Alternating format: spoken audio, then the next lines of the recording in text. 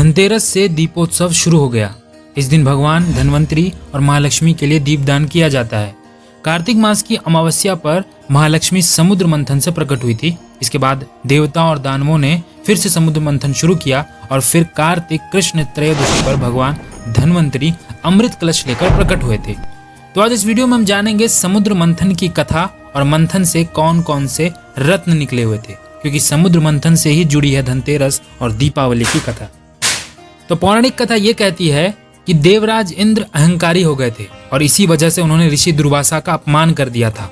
अपमानित होकर ऋषि दुर्वासा ने इंद्र को श्रीहीन होने का शाप दे दिया था और इस कारण स्वर्ग का ऐश्वर्य, देवताओं का धन, वैभव सब नष्ट हो गया।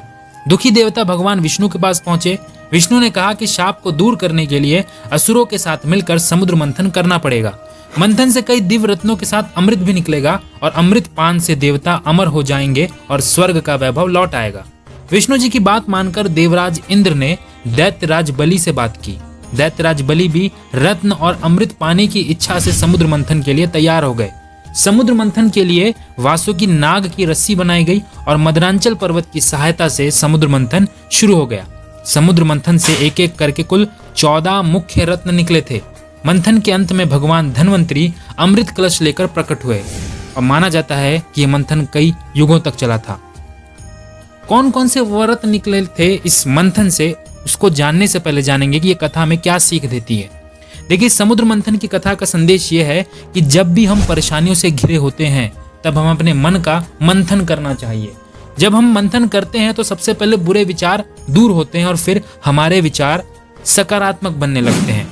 जब हम कोई बड़ा काम करते हैं तब इसकी शुरुआत में कई दिक्कतें आती हैं। काम करते समय रत्नों की तरह कई पड़ाव, छोटी बड़ी सफलताएं आती हैं और फिर अंत में अमृत यानी बड़ी सफलता मिलती है। तो अब जानते हैं समुद्र मंथन और उनसे निकले हुए रत्न के बारे में। देखिए, सबसे पहला जो रत्न निकला था वो था हलाहल और ये एक विष था। हलाहल विष को भगवान शिव ने अपने कंठ में धारण किया था।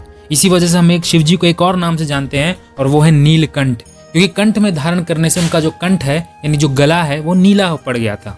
दूसरा रत्न निकला था कामधेनु। ये कामधेनु पवित्र, पूजनीय और सभी इच्छाएं पूरी करने वाली गाय थी, इसलिए इसे ऋषियों ने अपने पास रखा। तीसरा रत्न था घोड़ा और इस घोड़े का नाम था उच्चैश्रवा। उच्चैश्रवा घोड़ा मन की गति से चलता था, इसे असुरों के राजा बलि ने रखा था। चौथा रत्न ऐरावत हाथी, जो कि देवराज इंद्र ने अपने पास रखा। पांचवा रत्न आया कौस्तुभ मणि। यह मणि भगवान विष्णु ने अपने हृदय में धारण किया था। छठा रत्न आया कल्प वृक्ष। देवताओं ने कल्प वृक्ष को स्वर्ग में लगाया। इसके बाद आई अप्सरा रंभा। रंभा को देवताओं ने अपने पास स्वर्ग में रखा था। आठवीं रत्न जो आए वो थी देवी लक्ष्मी। आठवें रत्न के रूप में देवी लक्ष्मी प्रकट हुई। उन्होंने भगवान विष्णु का वर्ण किया था। नौवां रत्न है वारुणी देवी। वारुणी यानी मदिरा को असुरों ने अपने पास रखा था। इसके बाद जो 10वां रत्न था वो चंद्र, और हम जानते हैं कि भगवान शिव ने चंद्र को अपने मस्तक पर धारण किया। 11वां रत्न जो था वो एक वृक्ष था, परिजात वृक्ष।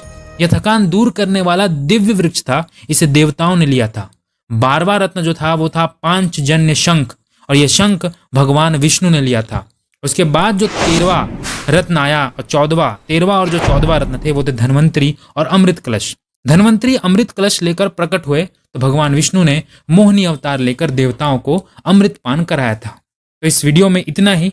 थोड़ा भी अच्छा लगा हो तो लाइक करें और अपने सनातनी दोस्तों को इस दीपावली और धनतेरस की कथा जो कि समुद्र मंथन से जुड़ी हुई है उसके बारे में जरूर बताएं। जय श्री कृष्ण।